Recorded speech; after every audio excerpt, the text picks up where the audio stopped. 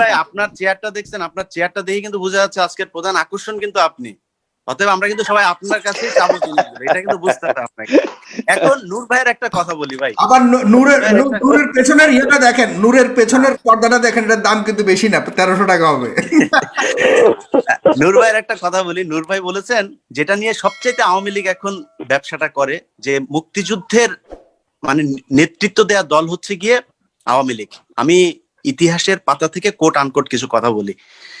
স্বাধীনতার দলিল পত্র 590-91 নাম্বার পৃষ্ঠা, সেখানে মাওলানা ভাসানী ঢাকায় একটা জনসভা করেছে এবং সেই জনসভায় তিনি 71 সালে সেই জনসভায় তিনি 3 লক্ষাধিক মানুষের সামনে, যেটা 7ই মার্চের যে ভাষণ সেটা কিন্তু শেখ মুজিবুর রহমানের ভাষণ, যেহেতু অনেক সুন্দর করে তিনি কথা বলতেন সেটা সামনে এসেছে, কিন্তু এর বাইরেও কিন্তু সরাসরি স্বাধীনতার ঘোষণা দিয়ে অনেক কয়টা ভাষণ আছে আপনার এই মাওলানা ভাসানীর। এর মধ্যে একটা প্রথম ভাষণ যেটা হয় সেটা হচ্ছে 1957 সালের 10 থেকে 12 ফেব্রুয়ারি পর্যন্ত কাকমারি সম্মেলন হয়।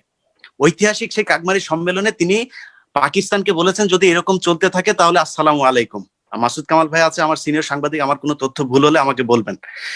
তো সেখানে তিনি বলার পরে সেই বছরেই 25শে জুলাই রূপমহল সিনেমা হলে ভাসানীকে নতুন দল গঠন করতে হয়েছে। কেন জানেন? কারণ ভাসানী তখন এই আওয়ামী লীগে ছিলেন এবং তাকে রাখতে দেওয়া হয় নাই। কেন? তিনি স্বাধীনতার কথা বললেন, এই জন্য তাকে দলে রাখা হয় নাই। তিনি বের হয়ে এসে তারপরে এই রূপমহল সিনেমা হলে 25শে জুলাই 1957 সালে নতুন দল গঠন করলেন। সেই দলের থেকেই তিনি ন্যাপ, এই তারপর থেকেই সেই ন্যাপ চললো। অতএব ভাসানী কিন্তু এরপরে যুদ্ধের কথা বলা হয়েছে। তারপরেরটা বলি, এরপরে শেখ মুজিবুর রহমানের সাহেবের সাথে ভাসানী সাহেবের অনেক ধরনের দ্বন্দ্ব হয়েছে, অনেক কিছু, এগুলো ইতিহাসের সবকিছু আপনারা জানেন। সবশেষ যেটা ডকুমেন্ট সেটা বলি, সেটা হচ্ছে শারমিন আহমেদের, যিনি তাজউদ্দিন আহমেদ সাহেবের মেয়ে, তিনার বই নেতা ও পিতা বইয়ের 45-46 নাম্বার, 2টা পৃষ্ঠার মধ্যে খুব স্পর্শকাতর কয়েকটা বিষয় লেখা আছে। এর মধ্যে একটা হচ্ছে তাজউদ্দিন আহমেদ, নূরজাহান মোর্শেদ, তারপরে হচ্ছে ব্যারিস্টার আমিরুল ইসলাম, ইনারা বেশ কয়েকজন গিয়েছিলেন 25শে মার্চ রাতে, যে মুজিব সাহেব আপনি যেহেতু বঙ্গবন্ধু আপনি যেহেতু এই এখন আমাদেরকে যেহেতু আলাদা হয়ে যেতে হবে, আমাদেরকে একটা বাসা ঠিক করা ছিল, যে বাসাতে তারা থাকবে গোপনীয়ভাবে এবং সেখানে থেকেই মুক্তিযুদ্ধ নিয়ন্ত্রণ করবে, পরিচালনা করবে। কিন্তু শেখ মুজিবুর রহমান সাহেব 25শে মার্চ এসে তিনি বললেন আমি যাব না। এরপরে বললো ওকে ঠিক আছে, আপনি যেহেতু যাবেন না, আপনি যেহেতু গ্রেপ্তার হবেন, তাহলে আমাদেরকে এই স্বাধীনতা ঘোষণাপত্র এটা আপনি পড়ে শোনান। আমাদের টেপ রেকর্ডার নিয়ে গিয়েছে, টেপ রেকর্ডারে পড়ান। আমি কিন্তু ইতিহাসের বই থেকে বলছি, ওনার বইয়ের 45-46 নাম্বার পৃষ্ঠা পড়লে আপনারা এগুলো পাবেন। সেখানে তিনি বলছেন না আমি টেপ রেকর্ডারে বক্তব্য দিব না। তারপরে বললেন যে ঠিক আছে তাহলে এটা একটা সিগনেচার করেন। তিনি বলেছেন আমি সিগনেচার করব না। তিনি বললেন যে তোমরা সবাই যাও, নাকে তেল দিয়ে ঘুমাও, 27 তারিখে হরতাল। অর্থাৎ যেই 26 তারিখে শহীদ প্রেসিডেন্ট জিয়াউর রহমানের ভাষণের পরে যুদ্ধ শুরু হলো, সেই যুদ্ধটা কিন্তু শুরু হওয়ার কথা ছিল না। অনেকে বলছেন যে উনি ওনার পক্ষে, উনি সেটা ভদ্রতা দেখিয়েছেন, কিন্তু উনি না বললেও পারতেন। 27 তারিখ হচ্ছে হরতাল ছিল শেখ মুজিবের ঘোষণা অনুযায়ী। অতএব এই স্বাধীনতার নেতৃত্ব দেওয়া নিয়ে অনেক ধরনের প্রশ্ন আছে। সেই বইয়ের 196 নাম্বার পৃষ্ঠায় ব্যারিস্টার আমিরুল ইসলামের একটা সাক্ষাৎকার ছাপা হয়েছে। সেখানে তিনি বলছেন যে শেখ মুজিব সরাসরি, আমি কোট আনকোট পড়ছি এই লাইনটা, শেখ মুজিব সরাসরি মুক্তিযুদ্ধের সাথে কোনো লিঙ্ক রাখতে চাননি।